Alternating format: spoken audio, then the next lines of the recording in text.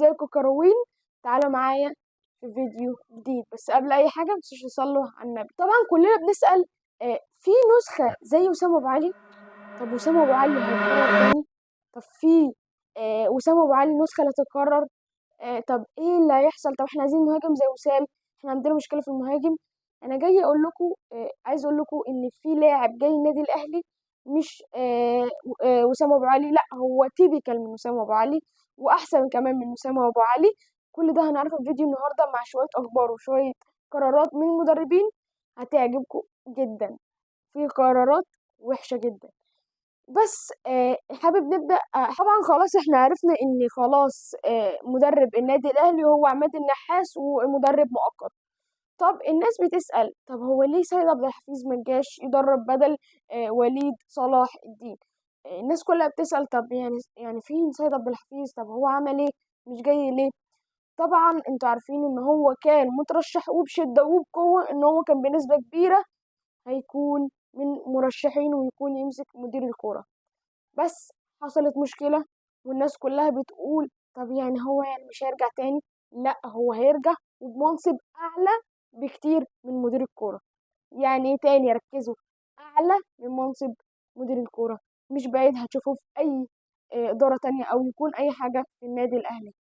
ركزوا معايا بس كده. فاحنا شايفين ان عماد النحاس خلاص بقى مدرب مؤقت. انا شايف ان عماد النحاس بقى مظلوم جدا مع النادي الاهلي، ان هو كل شويه يرجع خلاص هيرجع تاني مدرب.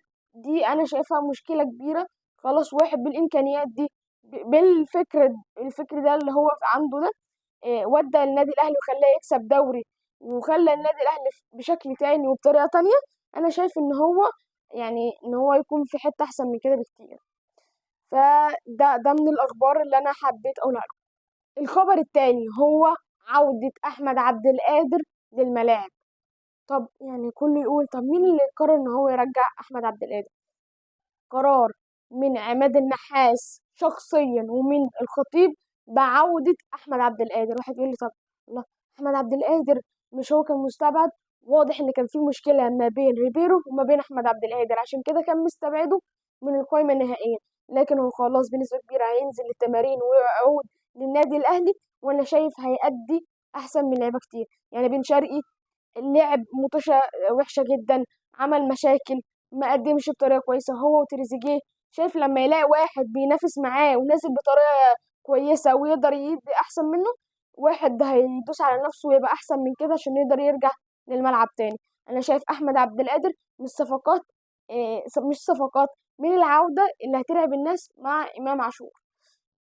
ده تمام. الخبر اللي بعده هو فيريرا خلاص استبعد سيف الدين الجزيري من حساباته. بيقولك ان خلاص ان هو مش محتاج اللاعب ده وعنده لعيبة تانية احسن منه بكتير، فهو خلاص استبعد سيف الجزيري. هو بيقولك انا شايف لعيبة احسن منه، فهو خلاص بره التشكيلة بالنسبة له. وكمان عودة صلاح مصدق بعد طرد الونش، خلاص قرر الفريرة يرجعه تاني للمركزه.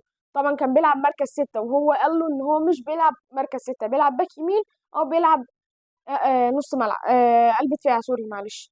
فهو خلاص قرر ان هو فريرا يرجعه تاني يلعب قلب دفاع، وخلاص بنسبة كبيرة هتلاقيه في الماتش اللي جاي اساسي.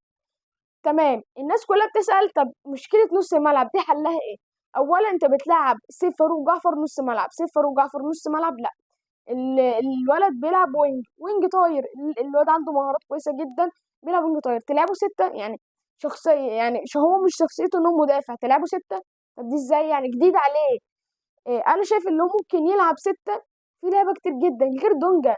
يعني طبعا بعد عوده احمد ربيع هيفرق فرق كبير جدا. احمد ربيع كويس جدا في المركز ستة، هو جايبه اصلا عشان كده. طب عندنا احمد حمدي، عندنا محمد شحاته. انا شايف ان محمد شحاته او احمد حمدي ما يفقوش عن بعض. ممكن احمد حمدي يلعب مركز 6 وشحاته يلعب 8 ويلعب بيه ناصر ماهر 10. انا شايف ان الاثنين كويسين. واحد يقول لي طب عبد الله السعيد فين؟ عبد الله السعيد يعني يا جدعان اخره 60 دقيقه 50 دقيقه مش هيكمل، شوط بالعافيه. فانا شايف ان لعيبه تانية تدي اكتر من كده في الملعب، فانا شايف اللعيبه دي تلعب احسن. بس كده، دي الاخبار اللي كانت موجوده عليا، بس لسه في اخبار. وانا قلت لكم طبعا الاخبار المنتظره هو خبر واحد اللي احنا هتعرفوه، هو خبر اللاعب اللي تيبيكال من وسام ابو علي، واللي افضل من وسام ابو علي، لاعب مهاجم النادي الاهلي الجديد اسامه الملعاوي، ثانيه الميلاوي. اسامه الميلاوي لاعب مغربي مخضرم، لاعب يعني ما نقدرش نتكلم عليه، لو فضلنا نتكلم عليه من هنا لبكره. لاعب كويس جدا، هيفيد النادي الاهلي بشكل كبير في الماتش اللي جايه له، في المباريات اللي قادمه. انا شايف هيفيد جدا النادي الاهلي. النادي الاهلي محتاج مهاجم سوبر يخلص، مش محتاج يعني مثلا. انا شايف ان جريشار كويس ان هو في النزول يلعب بالكوره، لكن ان هو يخلص الهجمات والفينش مش موجوده عنده كويسه جدا. محمد شريف عادي ان هو يخلص بالفينش، لكن ان هو ينزل ياخد الكوره ويفتح مساحات لنفسه مش موجود عنده. فاحنا عايزين واحد زي وسام. وسام كان بينزل ويخلص ويعمل، فهو خلاص أسامة هيخلص كل حاجة بنسبة كبيرة في النادي الأهلي. بس كده، منسوش تتابعوني على التيك توك، ومنسوش بقى تشوفوا الفيديو اللي جاي، واعملوا اشتراك في القناة.